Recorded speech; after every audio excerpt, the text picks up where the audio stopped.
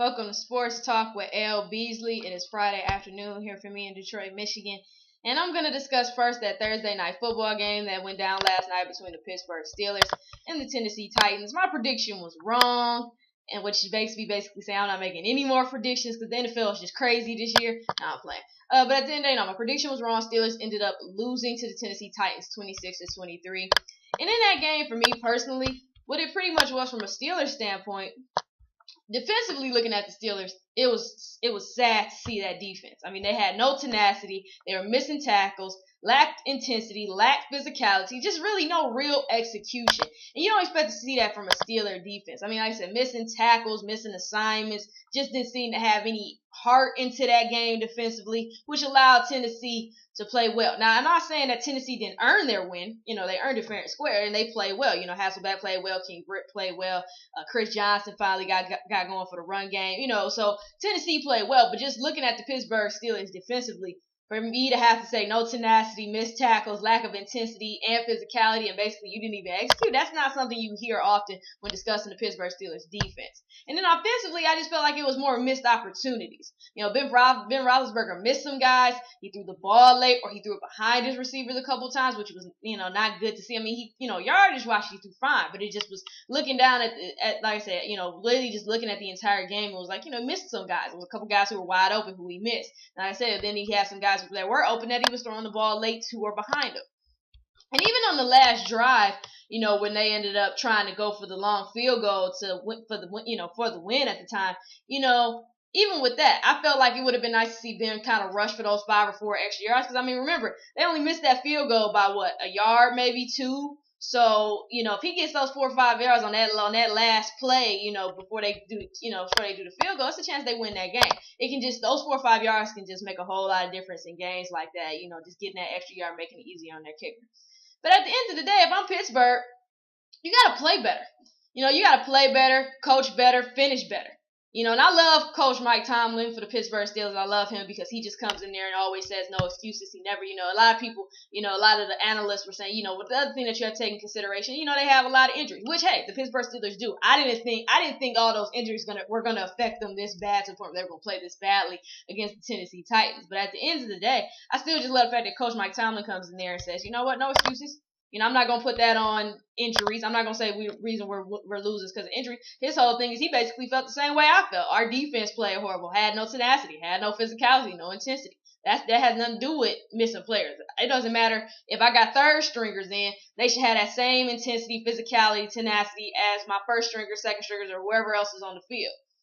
And then just offensively, like I said, missed opportunities. But at the end of the day, it's still about playing better and finishing better.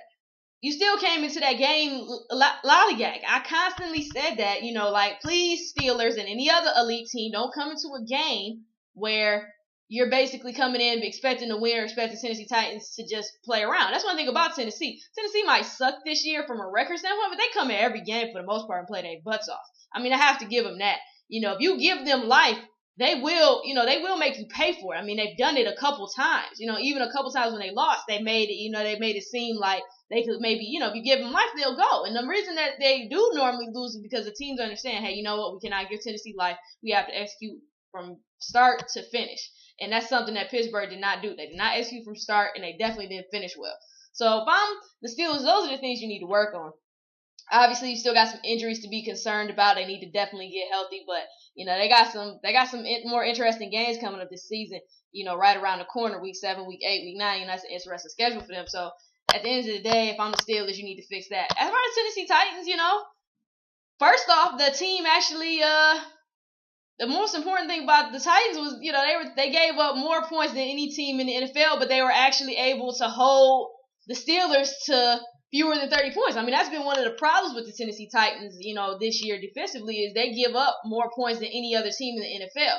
So for them to hold the Pittsburgh Steelers, I would say the Pittsburgh Steelers are just some offensive machine, but still to hold the Pittsburgh Steelers to 30 points for the first time this season was impressive, and I think it had a lot to do with that. But offensively, they just look good. Like I said, once you get that running game going, there's always a chance that your team is going to get going. Like I said, anytime you're one-dimensional, your team is going to struggle. And for Chris Johnson to get going, I think Chris Johnson had like 40, 50 yards in halftime. I mean, heck, that's his season average. That's his season rushing yards right there. So for him to get going and nearly break 100 yards rushing, I think was a difference. Him getting the run game, the O line looked well, and Hasselbeck looked comfortable. This is something that Tennessee tends to do. Just like when they had Vince Young went down. Next thing you know, they got Collins in, and Collins, made Tennessee this elite team. And I'm not saying that, not elite team, but he made them a team, worth watching a couple times. And I'm not saying Hasselbeck is going to do that, but that's one thing about Hasselbeck. We know Hasselbeck can come in here and take over a team and at least get you, through the season without too much of a headache. So, at the end of the day, Tennessee played well. But at the end of the day, defensively, I was impressed. Like I said, you did hold them 30 points. Some of it was just missed execution by Pittsburgh, but some of it was just plain old good defense. But at the end of the day, Titans are still the Titans. We'll see what happens. But if I'm the Steelers, those are the things you need to work on. Get that physicality, that tenacity back, that, physicality, all that stuff. Get that back. Coach better, play for the whole game, finish better. Stop missing opportunities offensively and get back to what you do best. But that's what you have to love and respect about the Steelers, because they don't let things like this get them down. That is exactly why this team, when they have seasons like this, we generally see them in the Super Bowl that same year, because Mike Tomlin doesn't allow his team to make excuses. They do stuff like this all the time, and every time they do stuff like this, they end up right in the playoffs, right in the Super Bowl. So at the end of the day, I'm not saying that they're going to be in the Super Bowl this year. I'm just saying that's the thing about this Steelers team. They start like this, on the road at that. This is the things that they do, but they have that mentality where we're not going to, we're not going to take the excuse route. We're not going to say injuries. When we get healthy and we get everything together, we're going to come back strong, and nobody's going to be able to beat us, which they have done before. So it'll just be interesting if it turns out to be like that this season. Moving on to some of the other games going on this Sunday for the NFL. Couple of games, not even a couple, about 5 or 6 games definitely to look at. Starting off with the Jets versus the Colts. I want to look at this game personally because I want to see how the Colts are going to play once again after beating Green Bay. And it's not the fact, it's the fact that they beat Green Bay, but it was how they beat Green Bay, after losing their head coach, unfortunately, right now. That was a statement game. It looked great to see Andrew Luck get going, like I've been saying since college. The boy was in college. Like, y'all keep doubting the boy, now everybody on his bandwagon. But at the end of the day, I'm really watching the Jets just to see what they're going to do. Problem with the Jets, Jets defensively, they played well against the Texans, but they still allowed the Texans to score way too many points, considering this is a Rex Ryan defense. That was way too many points still for the Texans to score. But nonetheless, they still played well and were able to stop the Texans. But offensively, they could not score, which has been the problem with the Jets. So if I'm the Jets, once again, get your run game going. Sean Green, get going. Offensive line, start blocking. Execute. Receivers, get open. And when you do get open, make the catch. Like I said, defense should still be playing better. Like I said, at the end of the day, Sanchez, and, I heard they're still sticking with Sanchez. Like I said, I'm not making a big deal about the whole Tebow thing, Tebow and Sanchez. I really don't care. At the end of the day, I say, one is a pure winner who just has that winning mentality. Is he going to do that on the Jets? I don't know. But at the end of the day, I don't really make a big deal about that. But whether you stick with Mark or you go Tim, it's still the same thing. Get your run game going. The offensive line needs to start blocking for both Sanchez and the run game. Execute both offensively and defensively. And receivers, once again, get open. And when you do get open, make the catch. And if you're going to tip the ball, tip it down. Please, for the love of God. That should have been like the first lesson you learned. I learned that back in Powell days. But anyway, as far as Indianapolis, they've been doing well rushing-wise this season. Well, they're being a little bit more physical. So that's the thing, too. With the Indianapolis Colts, can you establish a running game? Because the Jets and the Colts, both their running games are mediocre. So at the end of the day, this could turn out to be a battle of the ground. Because, not the battle of the ground, but maybe whoever gets the upper hand could possibly end up winning the game. Because the Jets that's been pretty much their error of marginal defending is the run. That's their clear weakness. They can defend the pass, but they cannot defend the run. So if I'm the Colts, I'm looking to basically control the tempo by pounding the rock. But it's not going to be easy with, Donald Brown out with a knee injury. So at the end of the day, it's going to be real interesting to see how the Colts bounce back from that. And just see how Reggie Wayne and the rest of the receivers play. And see if Andrew Luck can be smart with his passes. This is a nice defense that he's playing, similar to what he had to play with Chicago. So it's going to be real nice to just see how he plays. And if he makes smart decisions, if he does get intercepted, things like that, how does he bounce back? That's what I want to see. Next game that's coming up, the Lions versus the Eagles. I'm looking forward to this game, first of all, because it's my hometown team. But not only that, I really just want to see the Lions execute. Now, Dominic Raiola, the center for the Detroit Lions, claims that he's fired up after the rival manager supposedly made these comments that they're overrated. Why it took a rival manager once again talking about you being overrated. You should have been hyped up the minute you lost to Tennessee Titans. And then you lose to Minnesota. That's when you should get hyped up. You shouldn't take a rival manager getting you hyped up. But at the end of the day, I really just want to see how the Lions are going to play. But as I've said before, if I'm the Lions, do what you do best. You have to do the best of both worlds. Lions are pass happy at times, but or at least last year they were. But this year, I understand that they're trying to get their running game started, but you cannot focus on the running game completely. You have to do what you do best, which is technically pass. But at the end of the day, if you're going to pass, once again, use Calvin Johnson correctly. Don't wait till the fourth quarter to put him in slot. Start him off in the slot. Also, if you do have him in the game, pass it to him. Take a couple risks and just throw it up. If he, obviously he's not going to be in single coverage, but you see if it's only 2 people on him, I mean, you take a chance, throw it up. Let's see what he does. If I'm that, Now, offensively, Eagles, for the Eagles on defense and Lions for them offensively, the Eagles have not put up, big sack numbers. So that's not necessarily a cause to be concerned. But still, we all know any given day these defenses and offenses can change momentum like crazy. But if I'm the Lions, just like I said, constantly keep doing what you do. Pass the ball, use Calvin correctly. Hopefully your receivers like Nate Burleson, Titus Young, hopefully they step up. Your tight end, Brandon Pettigrew, hopefully these guys step up. Because at the end of the day, it cannot be all Calvin Johnson. But I would like to see Titus and those guys get going. They have speed, you have good hands, use them. But at the end of the day, running game, I like the fact that we're establishing with Michael Short. But at the end of the day, don't get so focused on getting a run that you go away from what you do best. And like I said, teams know what you are doing now. They had a whole full year to watch your team basically fully healthy last year, at least your key players. Now they figure out you got to go a different route, and you got to start figuring out how to make adjustments at the line of the right, how to make those adjustments at halftime and come out better. And if I'm the Lions, start better. Once again, do not come with the Eagles. The Lions and the Eagles both like to be comeback kids. Even more of an interesting game. And of course, I'm always looking forward to the showdown, Nnamdi versus Calvin, because of the secondary. As far as the Eagles, they're allowing only opponents to complete just 28% of their throws for more than 10 yards down the field this season. So I'm really looking just to see how Stafford can get going. This is another good defense that he's playing passing-wise. I said run-wise, they're okay. But at the end of the day, we know what the Lions do best, which is pass. And I think you do need to establish the run game, but not unless Mikael LaSure is just going off. Don't go crazy with the run game. Do what you do best. Use Calvin correctly. Nnamdi is a great corner, but nobody can check Calvin in this league, and I want Nate and them to expose the rest of that secondary. And like I said, take advantage of the run game for sure, but do not get stuck on the run game unless it is truly working for you. So like I said, work for a better balance, mixing in more running plays on early downs, not late downs. Early downs first. After that, if it's second and 7, go for the pass. Please, for the love of God.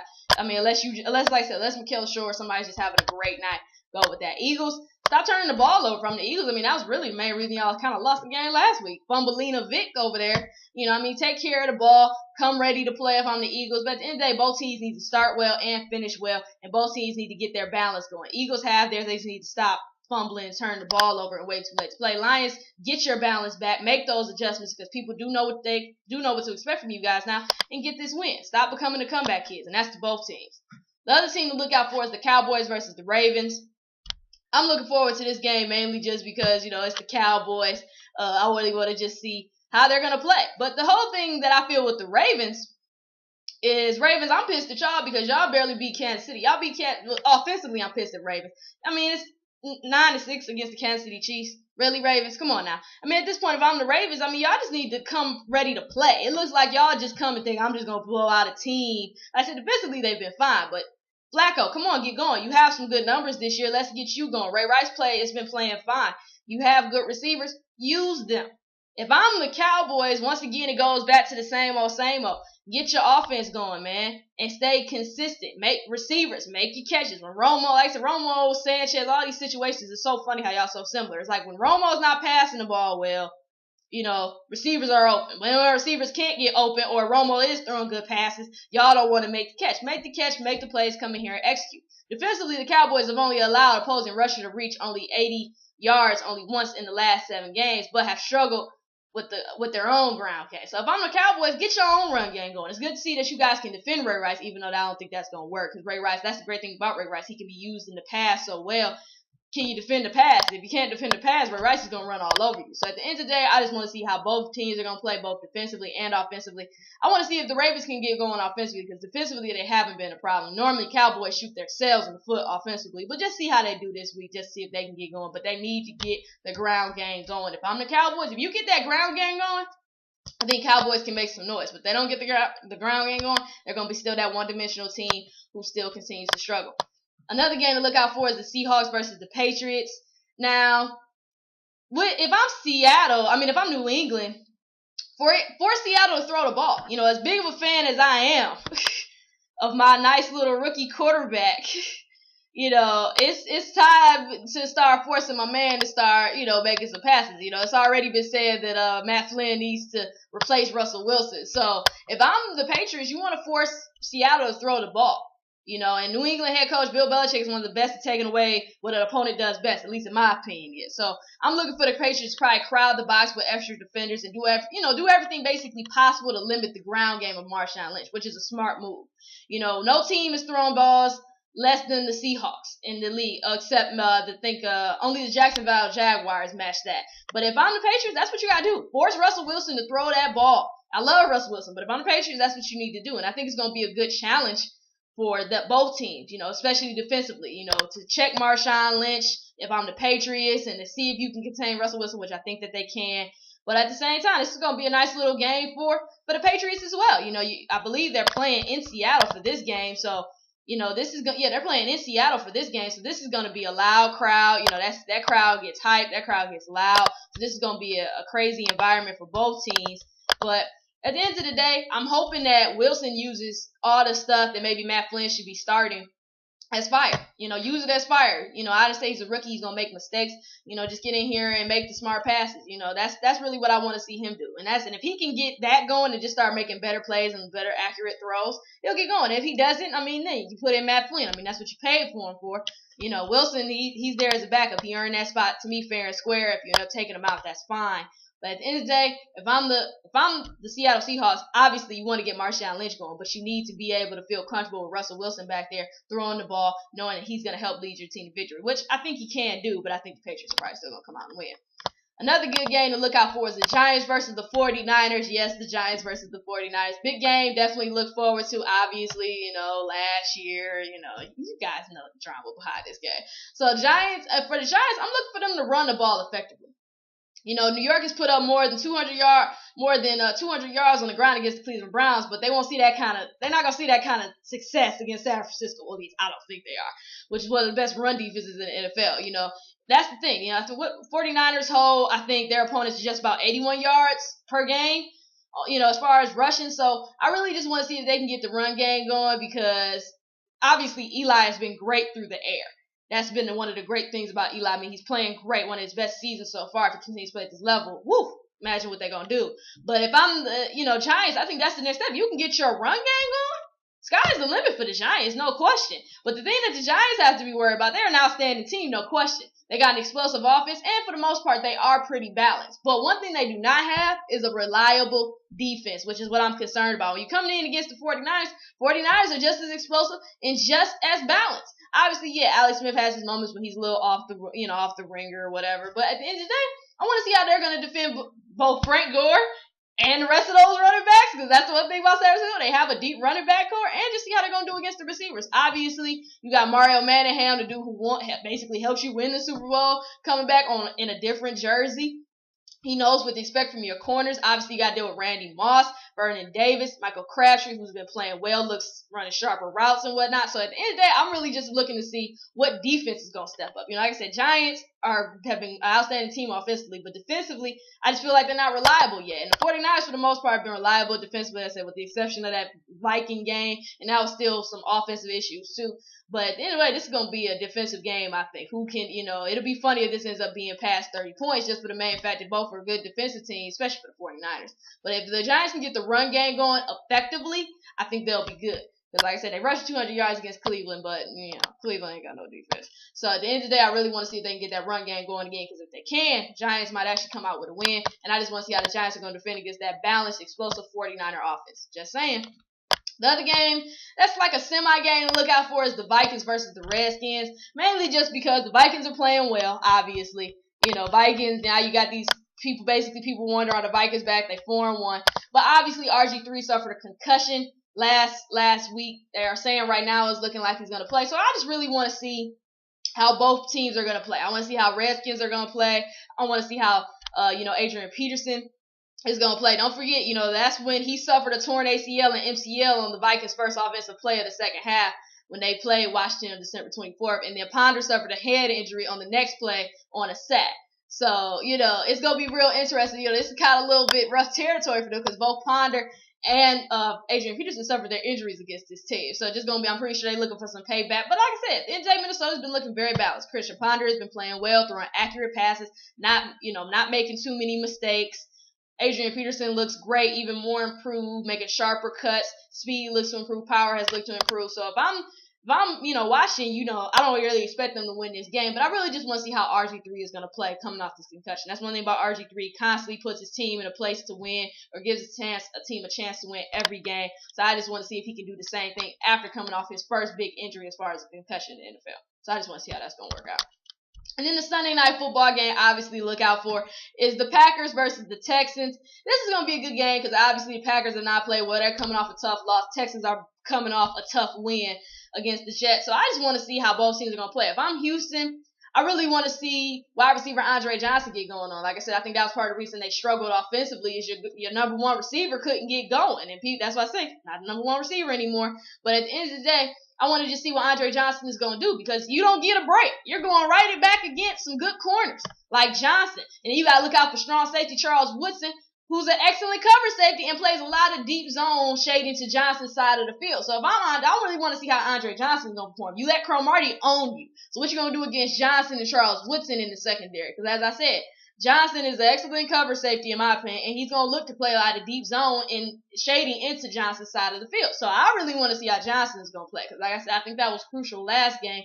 They couldn't get Johnson the ball. When you can't get your guy the ball, especially in clutch situations, that's not good. I also want to see, just how Arian Foster is going to get going. Obviously, he's been doing great running-wise, and I want to see how the Packers are going to defend that because the Packers have had their own struggles defensively. Running back, for the Packers, it continues to be the same thing for most of the other teams. One-dimensional running game has been non-existent, and now you're being forced to pass the ball a lot of time. But once again, it seems like either Aaron's making a mistake, receivers are not getting open, or the offensive line is not protecting Aaron. So I'm just looking to see if they're back in sync. I know Mike McCarthy has constantly said, they're a focused football team, but they're not playing at the level that they want to play at right now. So basically, they just need to stay focused on their habits and their discipline and preparation. So that's what I'm looking for. I'm hoping that they are focused. They're disciplined. They're ready. And I think they can come in here and win this game. But, it's not going to be easy. It's really not going to be an easy game. They're on the road at Houston. That's not going to be an easy game. So if I'm the Green Bay, just first of all, protect Aaron Rodgers. Give him time. Receivers get open, make the play. But hopefully you can get a semi-running game established. Just a semi-running game established. But hopefully, like I said, Texans showed their weakness last week a little bit. That if you can hold the Texans to a couple field goals, that can become a game. And then it just matters about who's better in fourth quarter. Because like I said, Texans easily could have lost that game against the Jets. The Jets just couldn't capitalize offensively in the clutch. Question is, if this basically the same thing happens with the Texans again, can the Packers capitalize in clutch? I'm just saying. So those are the games that I'm looking forward to this Sunday for college football, for NFL football. We're going into college football. I'm not going to do too much of an analysis, but just basically some games that I'm at least looking out for since I spent most of my time talking about NFL. But just some games I'm looking out for as far as college. LSU and South Carolina, definitely looking forward to that game, mainly just for the fact that LSU is obviously coming off a tough loss, and South Carolina is undefeated. The game is in LSU, or at LSU, I should say. So I'm basically just seeing, can South Carolina remain undefeated? This is going to show us if South Carolina is truly the real deal, and let's just see how LSU bounces back. Also looking forward to the West Virginia-Texas Tech game, mainly due to the fact that Texas Tech is 4-1 in the Big 12. Been playing pretty good, but at the end of the day, West Virginia is still undefeated. I want to see if somebody can upset them. Same thing goes for Florida and Vanderbilt. I don't really think Florida is going to lose, but at the end of the day, in football this year, obviously, nothing is truly as it seems, at least so far. Same thing goes for Missouri and Alabama. Missouri, we know they play kind of when they want to play. They're 3-3, but they're 0-3 in SEC. But this game is at home. We've seen weirder things happen. Just want to see Alabama come in and see how they're going to play. At the end of the day, I think Alabama's just on a totally different level this year, which is why they're being so successful. But you never know. Might come in a little laxy days. Also looking to check out Kansas State versus Iowa State, because mainly Kansas State is undefeated. Really the only reason I'm paying attention to the game. Plus, I just want to see if Kansas State, this will be my real first time getting a chance to really watch Kansas State. Stanford and Notre Dame is another big game to watch on NBC. Notre Dame's undefeated, true, but I'm really just watching Notre Dame against the bigger teams. Like Stanford, when they play Oklahoma, I'm definitely going to be watching that game, because a lot of people want me to say Notre Dame is back, and I said until they start getting some legit wins against some legit teams like a Stanford and like a Oklahoma, I'm not saying Notre Dame is back anything. Maybe next year I will. Also looking forward to seeing Oregon State versus BYU because Oregon State is undefeated. They're ranked number 10 right now. But we all know BYU can get going. And BYU is known to cause some upsets, and they're 4-0 at home, so they have to. Oregon State is coming into their territory, and we know that atmosphere can be crazy. So I just want to see how they're going to play.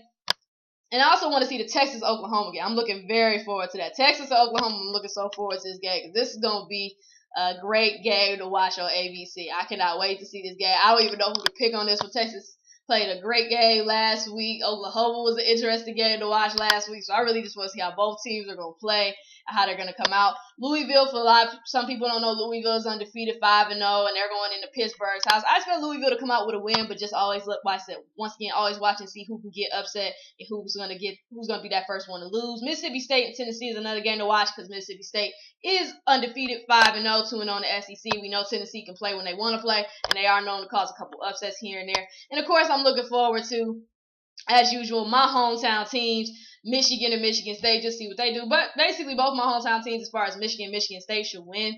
Michigan should not have a problem with Illinois to the extent that this game is close. Illinois' defense hasn't been playing as well as it should, so Michigan should expose that. As far as Michigan State, they play Iowa. I would like to see them come in. I know Iowa generally does cause problems for them, but they are at home in this one for Michigan State, so hopefully they take advantage of that and they just execute better offensively, and hopefully they both get wins because next week Michigan plays Michigan State.